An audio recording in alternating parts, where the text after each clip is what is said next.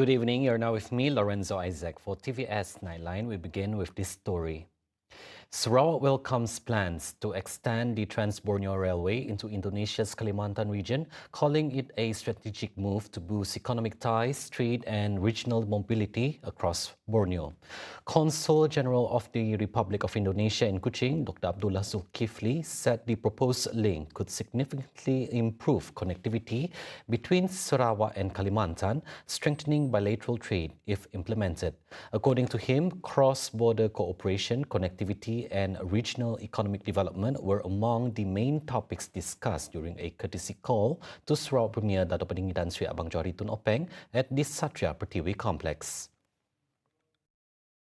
Abdullah says the meeting today opened a direct line of communication to gain the latest overview of the direction of cooperation between Sarawak and Kalimantan. Premier mendorong agar misalkan konektivitas yang disebut dengan Borneo Railway itu juga dapat masuk ke wilayah Kalimantan.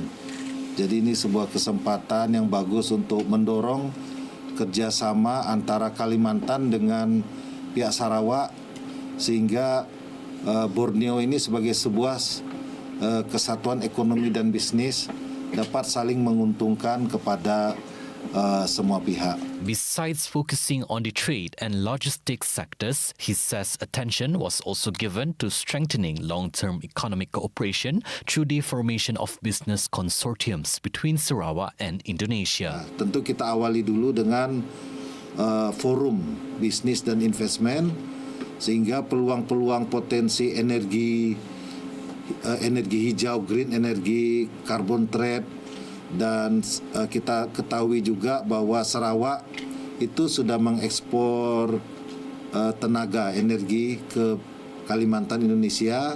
Commenting on the progress of the upcoming Sarawak Trade and Tourism Office TATO in Pontianak this year, he said implementation is ongoing and showing positive developments, including physical preparations as well as system and human resource readiness. Friday's visit marked Abdullah's first official meeting since assuming his duties as Consul General of the Republic of Indonesia in Sarawak in October 2025. He replaces Raden Sigit Wijaksono, who completed his 3-year term of service in Kuching in April last year. The number of flood evacuees at temporary relief centres rose in Sarawak but dropped in Sabah as of 4 p.m. today. In Sarawak, there are currently 1,172 evacuees from 349 families at 15 relief centres this afternoon compared to 319 people from 93 families this morning. While in Sabah, there are 503 evacuees from 173 families this evening compared to 633 people from 215 families this afternoon. According to the State Disaster Management Committee Secretariat, the newly opened centres are the Kampung Bijurai Mongkak Multipurpose Hall, Krokong in Bau, Kampung Betong Kanawit Community Hall, Taman Duranda Amos Hall, St. Peter Simpor Hall, Kampung Lintang Baru Multipurpose Hall, SK Tanah Merah in Siburan and SK Andap in Samarahan. In Sabah, the number of flood victims in the Beaufort district remains at 633 people from 215 families sheltering at the permanent evacuation centres of Dewan Selangor, Dewan Residency Prima Woodford Estate and Dewan Sri Daya Shahbandar Padas Damit. Meanwhile, Met Malaysia has issued a severe continuous rain warning until tomorrow in Sarawak involving the areas of Kuching, Serian, Samarahan, Sri Aman and Betong. Prime Minister Datuk Seri Anwar Ibrahim's 3-day official visit to Turkey, which ended yesterday, was highlighted with the establishment of the Malaysia-Turkey High-Level Strategic Cooperation Council. The inaugural meeting, jointly chaired by Anwar and Turkish President Recep Tayyip Erdogan at the presidential complex in Ankara on Wednesday, reflected the strength of diplomatic ties between the two countries and their commitment to expanding strategic cooperation covering investment, trade, defence and education for mutual benefit. A A joint declaration on the establishment of the HLSCC was also signed by both leaders, signifying agreement to elevate bilateral relations to the highest level and opening a new chapter in Malaysia-Turkey cooperation. At a press conference to conclude the official visit undertaken at Erdogan's invitation, Anna said the establishment of the HLSCC places Malaysia among a small group of countries trusted by Turkey to engage in strategic cooperation at the highest level. During the visit, Anwar also held a four-eyed meeting with Erdogan, focusing on efforts to strengthen Malaysia-Turkey diplomatic relations and exchange of views on regional and global issues of mutual interest. Both leaders also witnessed the signing of 7 documents to enhance strategic cooperation between Malaysia and Turkey across various priority areas, reflecting a shared commitment to building a more structured, progressive and complementary bilateral relationship based on strategic interests and long-term benefits for the people of both countries. Among the documents signed were a letter of acceptance for the procurement of a multi-purpose mission ship between Malaysia's Home Ministry and Desan Shipyard, as well as a memorandum of understanding between the Malaysian Communications and Multimedia Commission and the Information and Communication Technologies Authority of Turkey. The Education Ministry has activated the National Education Advisory Council to study the need to revive the Pentaksiran Tingkatan 3 PT3 and the Ujian Pencapaian Sekolah Rendah UPSR exams. Education Minister Fadlina Sidek says the Council study findings will be presented to the Cabinet before any further decisions are made. Peperiksaan yang disebut ataupun maknanya yang berada dalam polemik masyarakat itu, saya minta nanti Dr. Azam yang akan juga memberikan pandangan kementerian dan juga ahli-ahli majlis penasihat itu nanti akan membincangkan dan laporan kaji selidik dan apa sahaja keputusan itu kita akan serahkan kepada ahli kabinet khususnya untuk diteliti untuk dibuat keputusan. InsyaAllah segera. UPSR to determine how well primary school kids have done for their first 6 years was abolished in 2021, followed by PT3 for Form 3 students in 2022, with both replaced by school-based assessment. The ringgit ended lower today against the US dollar as markets move into a cautious holding pattern ahead of tonight's US non-farm payrolls release and a possible Supreme Court ruling on US President Donald Trump-era tariffs. However, IPPFA Sendirian Berhad Director of Investment Strategy and Country Economists Muhammad Sedek Jantan says the US dollar support has been driven less by outright risk aversion and more by a reassessment of US interest rate expectations as investors position for labor data that could delay the start of the Federal Reserve's next easing cycle. At 6 p.m., the local currency weakened to 4.0700 against the US dollar from Thursday's close of 4.0580. Muhammad Sedek adds that any move by the Supreme Court to strike down the tariffs would ease inflation pressures and lift corporate margins, but could also complicate the U.S. fiscal outlook and reduce the scope for Trump's proposed stimulus. At the close, the ringgit traded mostly higher against a basket of major currencies. The local note traded lower against its ASEAN peers. A sessions court in Cebu sentenced a 27-year-old man to 12 years in prison and 3 strokes of the cane after finding him guilty of raping a teenage girl.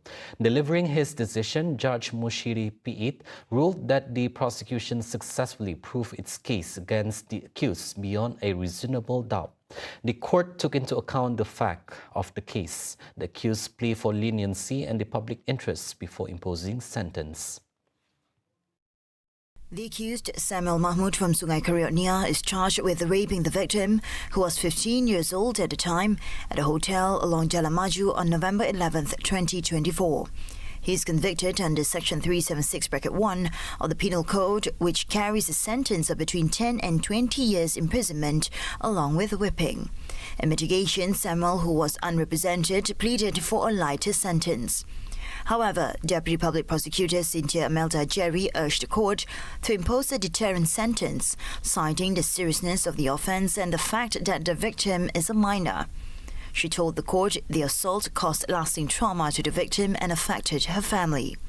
The court has ordered Samuel to begin serving his prison term from the date of his arrest on November 27, 2024.